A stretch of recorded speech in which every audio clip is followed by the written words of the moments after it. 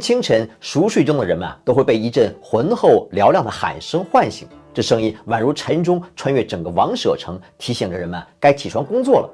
这声音呢，来自坎拔，他的工作就是充当晨起的闹钟和上班的闹铃。在2500多年前的摩羯陀国，这个工作是由人力来完成的。这可是个辛苦活，不但要声音洪亮、早睡早起，还不能够有丝毫的怠慢，否则这个城市都会上班迟到的。宫里的频婆沙罗王刚刚起床，听到这个声音，不觉细细地品味起来。他可是一个善于从声音来判断一个人的国王，然后笃定地说道：“发出这个声音的人有大笔的财富。”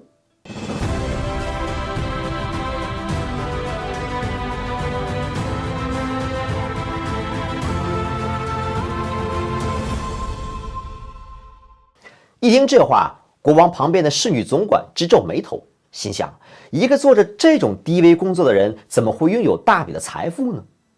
出于好奇侍女总管还是派人出去打听了一番，结果很快便得到了回报。于是他赶忙告诉频婆沙罗王：“这个人只是个佣工。”可是往后的2天国王每次听到这个声音，都会坚持自己的看法，而调查结果呢，仍旧一样。这一次侍女总管决定亲自出马，一定要查个水落石出。夜幕降临，坎拔居住的小屋灯光如豆，把他高大的身材和英俊的脸庞映在了墙上。忽然一阵敲门声传来，坎拔疑惑地打开了家门，面前站着2个农妇打扮的女子，一个年长，一个年少，她们似乎很疲惫，眼神中透露出一丝担忧与期待。“先生，我们是远道而来，能否借宿一晚？”年长的女子开口说道。坎拔看到他们疲惫的面容和沾满泥土的鞋子，心生怜悯，点了点头，将他们请进了屋内。随后的几天这2位农妇并没有继续赶路，而是找了借口又多住了几天。就在这时国王发出了2次通告，在坎拔居住的地区要举行一个隆重的庆典，所有人都要捐献财物。靠着微薄收入的坎拔此时犯了难，这手头上可没有闲钱，怎么办呢？一天晚上，等到所有人都沉睡了之后坎拔是慢慢的爬了起来，轻手蹑脚的打开房门。本以为会神不知鬼不觉，可没有想到这一切都看在了侍女总管和他女儿的眼里。于是他们是悄悄地跟在了坎拔的身后，是一路尾随，来到了后院。只见坎拔蹲在地上，借着月色挖了好一阵。第2天，坎拔便上交了1小袋子的金币，最终这些个金币落入了侍女总管的手里，并把金币送到国王的面前。我们先进一段工商信息。网络安全和网络隐私一直是人们普遍关注的问题。有人可能会想，使用浏览器的隐身模式就可以保护我们的个人信息了，实则不然。即便使用了隐身模式我们的网络供应公司还是可以监测我们的互联网活动。在美国，这些网络服务提供商，比如 AT&T、Verizon 等，是可以合法的把他们获取的信息卖给广告商，而根本不需要经过你同意。有些政府甚至会强迫网络服务提供商交出他们用户的网络信息和历史记录。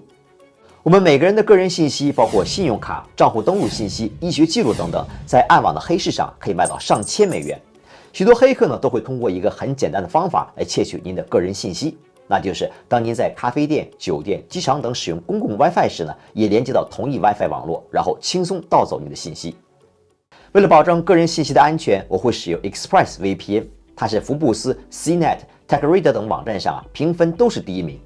Express VPN 的加密性能非常强，会把你所有的网络数据流导向一个安全的 VPN 服务器，100%的加密。而且这个 App 使用起来也是非常的简单，一键启动，您电脑上的所有信息就全都受到了加密保护了。有需要的朋友现在可以通过描述栏和评论置顶的专属链接 expressvpn.com/cultural history 下载 Express VPN。还可以获得免费的额外3个月的使用期。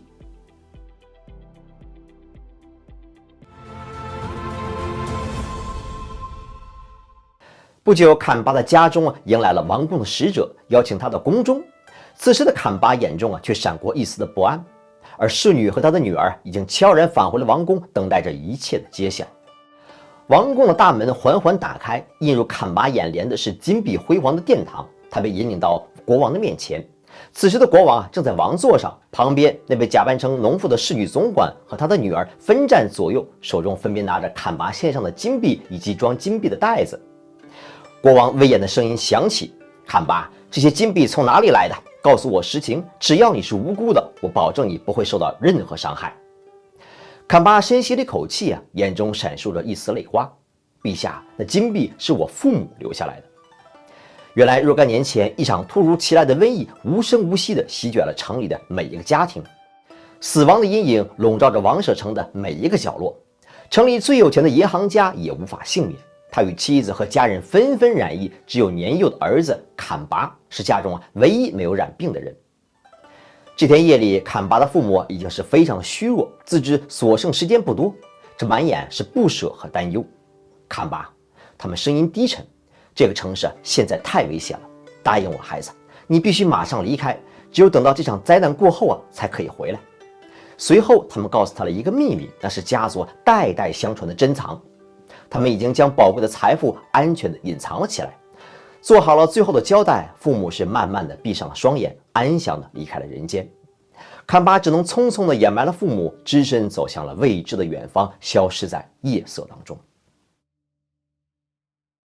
多年之后，一位衣衫褴褛、风尘仆仆的年轻人来到了王舍城，他就是坎拔。岁月在他俊俏的脸上增添了几分成熟的韵味。然而，王舍城早已是物是人非。经过瘟疫的洗劫，那些曾经熟悉的笑脸和打招呼的声音都已销声匿迹。时间仿佛无情地将这个归者在这里曾经所留存的痕迹抹得是一干二净。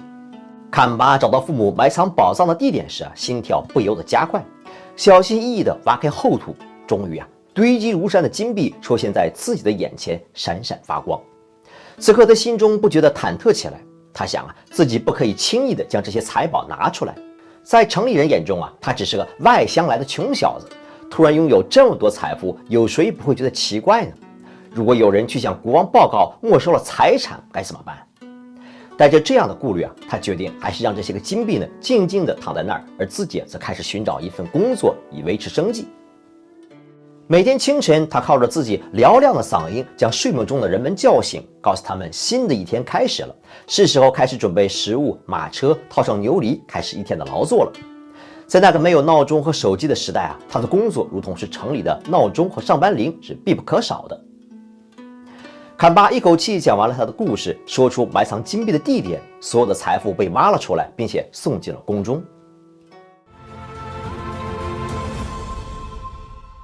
频婆沙罗王看到这堆积如山的金币，对坎拔说：“你是一个诚实而有智慧的人，我尊重你为了保护家族财富而选择隐瞒的决定。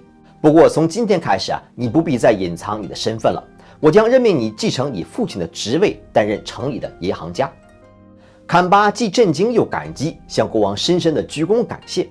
不过坎拔的好运还远没有结束，国王还将自己的女儿许配给了他。两个人在王宫里，在所有百姓的祝福之下举行了盛大的婚礼。这个故事听起来像童话一样，有个令人羡慕的 happy ending。它来自马来西亚的达摩南陀长老所著，周继言所译的《法句经故事集》，其中的故事大多来自佛教经典，也可能是真实的历史记载。